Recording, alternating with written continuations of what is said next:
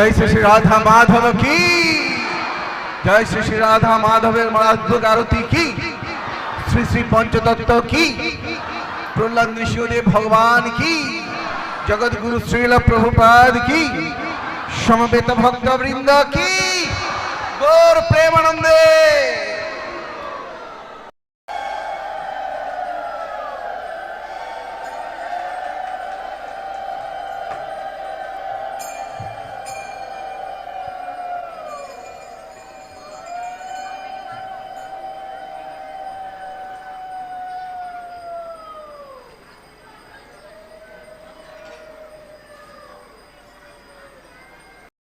Hare Krishna friends, Radhe Radhe. Welcome to our channel ISKCON Mayapur devotees. কেমন আছো তোমরা সবাই? আশা করছি সবাই খুব ভালো আছো। রাধা মাধব গুরু গৌরাঙ্গী কৃপায় আমিও খুব ভালো আছি। তো সামনে আসছে রাধা অষ্টমী, আর রাধা অষ্টমীর আগে আরও যে মাধবের সখীরা রয়েছে, সখীদের এক এক করে সবার আবির্ভাব তিথি আসে। তো সর্বপ্রথম ললিতা দেবীর আবির্ভাব তিথি ছিল, তো সেই দিন কোনো একটা কারণে আমি ভিডিও দিতে পারিনি, কিন্তু আজকেও একটা খুবই একটা শুভ দিন। ওই রাধা মাধবের, যেমন মায়াপুরে আছে না রাধা মাধব অষ্টসখী, ওই অষ্টসখীদের মধ্যে আজকে একজনার আবির্ভাব তিথি আছে। আগের দিন চলে গেছে ললিতা দেবীর আবির্ভাব তিথি, কারণ ললিতা দেবী হচ্ছেন এই অষ্টসখীর মধ্যে সব থেকে বড় সখী। তো ওনার আবির্ভাব তিথি চলে গেছে, আর আজকে হচ্ছে সে বাকি 7 জনের মধ্যে একজন, তিনি হচ্ছেন তুঙ্গবিদ্যা।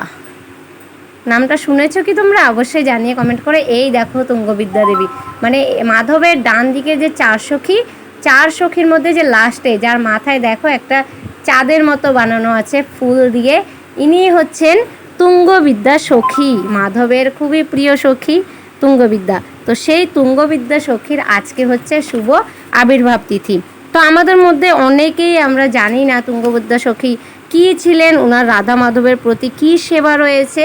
তো আজকে এই ভিডিওর মধ্যে তোমাদেরকে এক এক করে বলবো যে উনি কী করতে ভালোবাসেন আর রাধা মাধবের কীভাবে উনি সেবা করেন। ঠিক আছে? তো মন দিয়ে কিন্তু তোমরা সবাই শ্রবণ করবে, আশা করছি তোমাদের সবার ভালো লাগবে। তো তুঙ্গবিদ্যা সখী শ্রী রাধার থেকে 5 দিনের বড় তুঙ্গবিদ্যা সখী, কারণ আজকে হচ্ছে 6 তারিখ আর 11 তারিখে হচ্ছে রাধা অষ্টমী। ঠিক আছে? তো 5 দিনের বড় হচ্ছে তুঙ্গবিদ্যা সখী। তো ভাদ্র মাসের শুক্লাপক্ষের তৃতীয়া তিথিতে শনিবারে বর্ষানার 2 মাইল দক্ষিণে ডাভোরা গ্রামে তার জন্ম হয়। মায়ের নাম মেধা, বাবার নাম পুষ্কর, পতির নাম বালিশ। তুঙ্গবিদ্যার অঙ্গকান্তি কর্পূর চন্দন মিশ্রিত কুমকুমের মতো বর্ণ, পিঙ্গল বর্ণের পীত আভাযুক্ত ঈষৎ রক্তবর্ণ বসন তিনি প্রায় পরিধান করেন। দেখেছো ড্রেসটার কালারটা? দেখেছো তো? আজকে সেম এই কালারটা উনি পছন্দ করেন, তার জন্য আজকে রাধা মাধব অষ্টসখীকে সেম এই কালারটা দিয়েছে। কালারটার নাম শুনতেই পেলে তোমরা, পিঙ্গল বর্ণ মানে পীত আভাযুক্ত ঈষৎ রক্তবর্ণ। দেখেছো? আজকে সবাই নতুন ড্রেস পরেছে। তো তোমরা আরতি দর্শন করো, তার সঙ্গে সঙ্গে কথাটা শ্রবণ করো। 4 বেদ শিক্ষা, কল্প, ব্যাকরণ, নিরুক্ত, জ্যোতিষ, ধাতুগণ, বেদান্ত, দর্শন, মীমাংসা দর্শন প্রায়, বৈশেষিক, সাংখ্য, পাতঞ্জল, পুরাণ ও ধর্মশাস্ত্র, এই অষ্টাদশ বিদ্যায় তুঙ্গবিদ্যা পারদর্শিনী। সন্ধি বিষয়ে কুশলা, তিনি কৃষ্ণের অত্যন্ত বিশ্বাসভাজন। রসশাস্ত্রে, নীতিশাস্ত্রে, নাট্যবিদ্যায়, নাটক ও আখ্যায়িকা রচনায় সুনিপুণা। নিখিল সঙ্গীত শাস্ত্রে তুঙ্গবিদ্যা হচ্ছেন আচার্য। দেবতা ও ঋষি প্রণীত তর্জত্রিক নৃত্য, গীত ও বাদ্য বিদ্যায় ও বীণা বাদনে বিশেষ অভিজ্ঞ। সমস্ত সখী যারা সন্ধিকুশলা, যারা সঙ্গীত রঙ্গশালায় নিযুক্তা, যারা বৃন্দাবনের জনগণের দেখাশোনা কর্মে নিযুক্তা, ব্রজের জলদেবীগণ, তাদের সকলের অধ্যক্ষা হলেন তুঙ্গবিদ্যা দেবী। তুঙ্গবিদ্যার কুঞ্জ অরুণ বর্ণের, গীত বাদ্যই তার নিত্য সেবা। তাহলে বুঝতে পারছো তো ভগবানকে কিভাবে আনন্দ দেয়, গীত গান গেয়ে তারপরে বাজিয়ে, এগুলো হচ্ছে ওনার প্রিয় সেবা ভগবানের প্রতি। তুঙ্গবিদ্যার যুথে অবস্থিত অষ্টসখী হলেন মঞ্জুমেধা, সুমধুরা, সুমধ্যা, মধুরেক্ষণা, তনুমধ্যা, মধুসেন্দা, গুণচূড়া ও বরাঙ্গদা।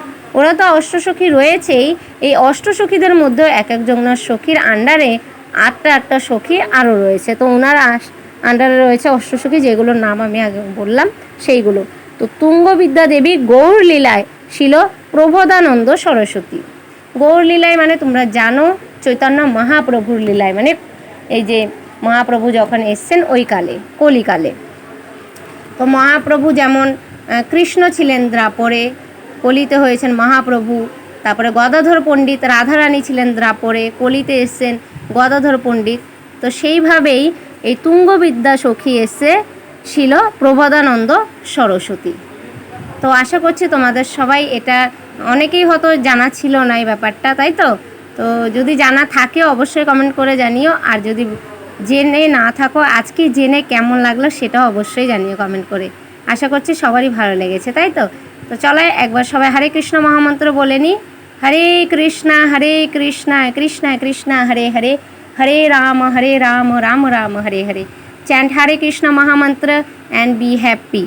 এখন পরপর সব সখীদের এক একদিন আবির্ভাব তিথি আসবে, তো তোমরা কিন্তু অবশ্যই চ্যানেলটা সাবস্ক্রাইব করে রাখবে সব নতুন নতুন ভিডিও দেখার জন্য।